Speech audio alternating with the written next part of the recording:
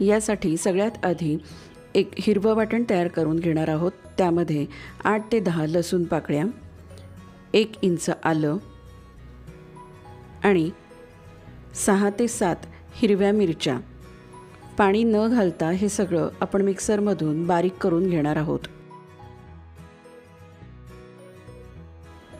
हे तयार झालंय हिरवं वाटण। इथे मी उकडलेले बटाटे सोलून घेतलेले आहेत आणि हे बटाटे आता आपण कुस्करून घेणार आहोत।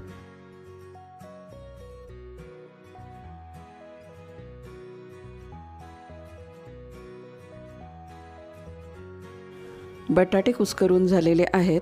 आता ते आपल्याला फोडणीस टाकून घ्यायचे आहेत। त्यासाठी आपण फोडणी तयार करायला घेऊया। कढई गरम झालेली आहे। 2 चमचे तेल टाकून घेतलेला आहे। तेल गरम झाल्यावर त्यामध्ये चिमूटभर हिंग टाकून घेऊया। हिंग फुलल्यानंतर त्यावर बारीक मोहरी 1 चमचा टाकून घ्यायची आहे।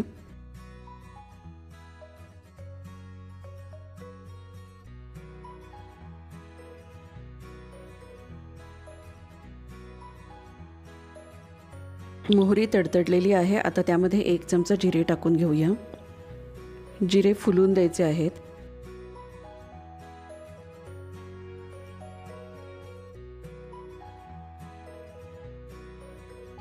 त्यामध्ये अर्धा चमचा हळद टाकून घेऊया।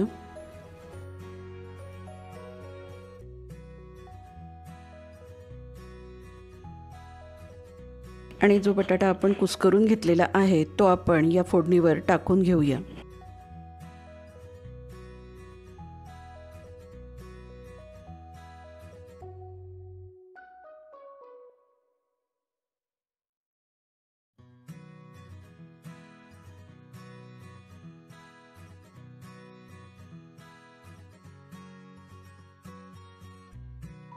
सगळ्यात आधी आपण एक हिरवं वाटण तयार केलेलं होतं ते वाटण या बटाट्यावर टाकूया, ज्यामध्ये हिरवी मिरची, आलं आणि लसूण पाणी न टाकता आपण वाटून घेतलेलं आहे।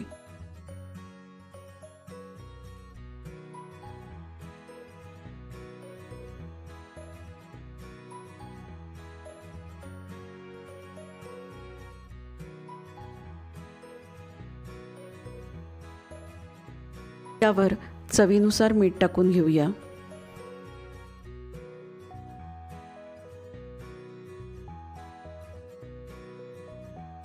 आणि हे मिश्रण आता एकजीव करून घ्यायचं आहे।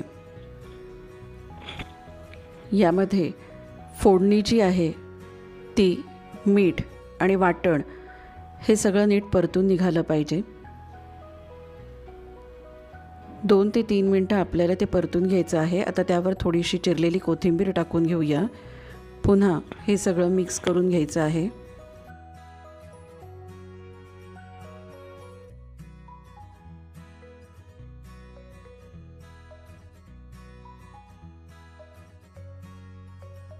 सगळ्यात शेवटी यामध्ये 1 चमचा लिंबाचा रस घालायचा आहे।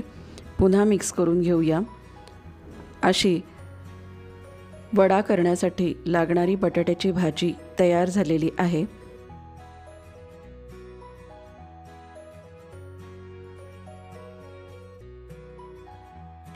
आता गॅस बंद करून थोडा वेळ ही भाजी गार करत ठेवूया। तोपर्यंत बटाटे वड्याच्या आवरणासाठी लागणारं बेसन पीठ आपण भिजवून घेणार आहोत। त्यासाठी इथे मी बेसन घेतलेलं आहे। त्यामध्ये चवीनुसार मीठ टाकून घेऊया। त्यात अर्धा चमचा हळद आणि अर्धा चमचा तिखट टाकून घेऊया। आता हळद, तिखट आणि मीठ टाकल्यानंतर बेसन पिठामध्ये हे आधी कोरडंच मिक्स करून घेऊया।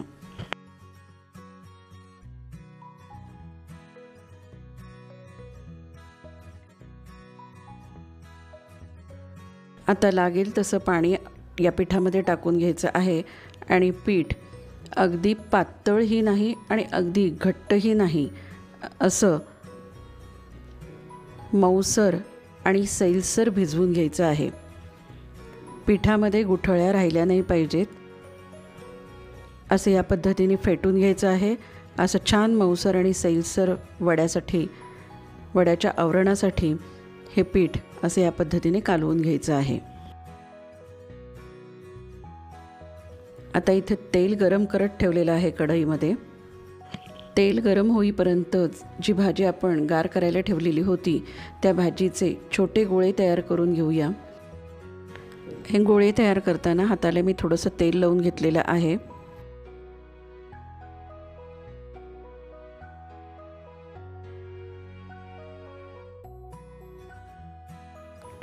असे हे गोळे आपण तयार करून घेऊया।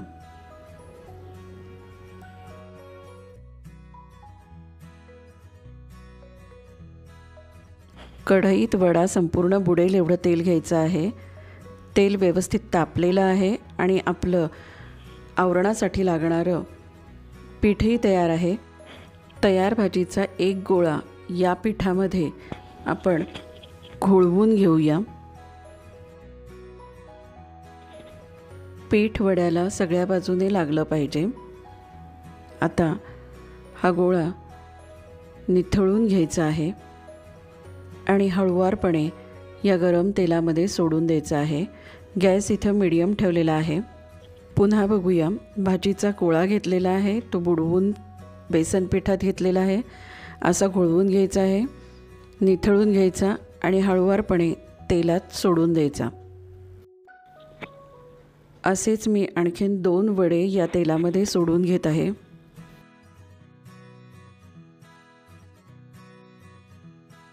वडे तेलात टाकल्यानंतर लगेच उलटायचे नाहीत। 1-2 मिनटं तरी ते तसेच ठेवायचे आहेत।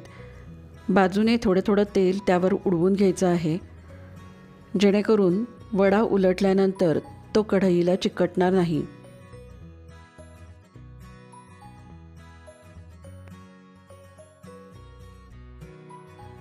हे वडे हलके लाल होईपर्यंत तळून घ्यायचे आहेत। वड्यासाठी जे आपण बॅटर तयार करून घेतलं बेसन पिठाचं, त्याच्यामध्ये आपण खाण्याचा सोडा टाकलेला नाही किंवा तांदळाचं पीठही टाकलेलं नाही, तरीसुद्धा हे वडे खटखटीत आणि हलके होतात। याकरता फक्त बेसन पीठ चांगलं फेटलं पाहिजे। वडे तळून झालेले आहेत। आता गॅस बारीक करून घेतलेला आहे आणि किचन टिश्यू पेपरवर हे वडे काढून घेऊया। घरी आपण जेव्हा वडापाव सर्व करणार असतो त्यावेळेला तेलातून वडे काढल्यानंतर ते लगेच सर्व करावेत, अन्यथा वडा मऊ पडून जाईल आणि वडापाव खाण्याची मजा निघून जाईल। वडापाव तळून झाल्यानंतर या गरम तेलामध्ये हिरवी मिरची उभी चिरून त्यामध्ये तळून घ्यावी, म्हणजे ती वडापाव बरोबर सर्व करता येईल।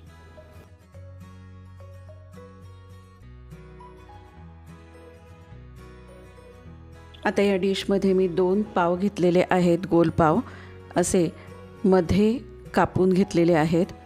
या मध्ये कापलेल्या पावावर खालच्या बाजूस मी थोडी लसूण खोबऱ्याची चटणी भुरभुरून घेत आहे।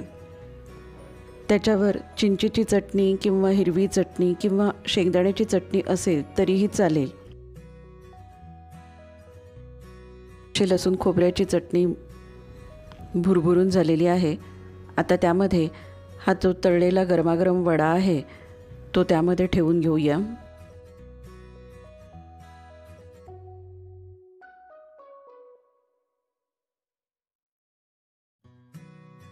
या वड्यावर पण थोडी थोडी चटणी आपण ठेवून घेऊया। आता पावाची वरची बाजू या वड्यावर हलक्या हाताने दाबून घ्यायची आहे, जेणेकरून वडा पावामध्ये सेट होईल। आता यावर तळलेली मिरची ठेवून घेऊया।